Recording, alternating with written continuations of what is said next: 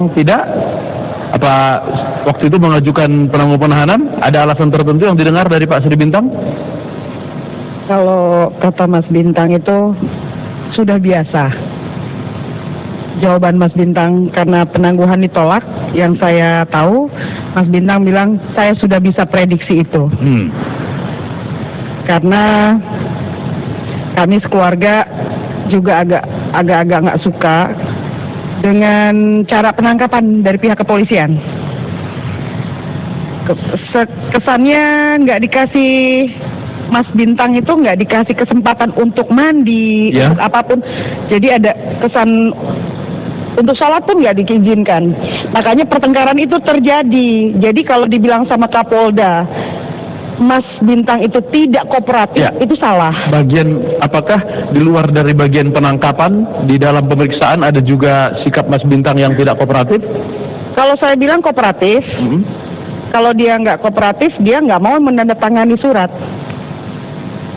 Itu aja. Surat persetujuan terhadap BAP pemeriksaan sudah ditandatangani? Sudah. Artinya sebetulnya sikap yang dilakukan oleh Mas Bintang itu sama dengan yang dilakukan oleh yang lain? Iya. Oke.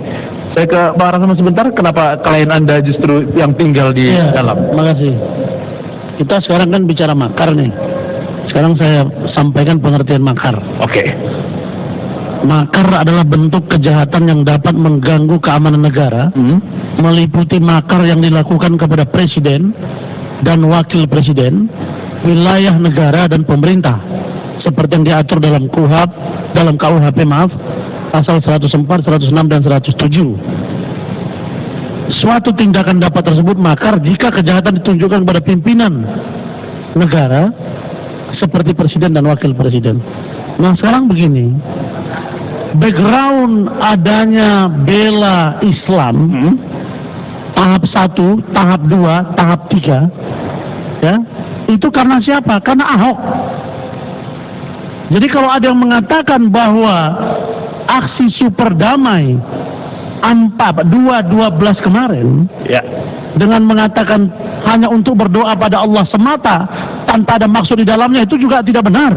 Karena juga dilihat ada banyak orang yang jalan kaki membawa spanduk tangkap Ahok. Oke.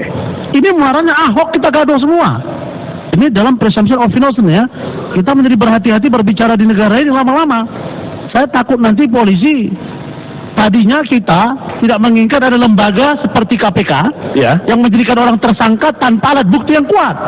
Jangan sampai polisi ikut cara-cara itu. Oke. Karena itu sangat mengecewakan kita semua.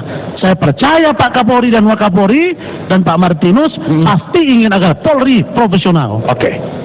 Nah, oleh karena itu maka terhadap Pak Sri Bintang Pamungkas, saya kasih gampang saja pertanyaannya.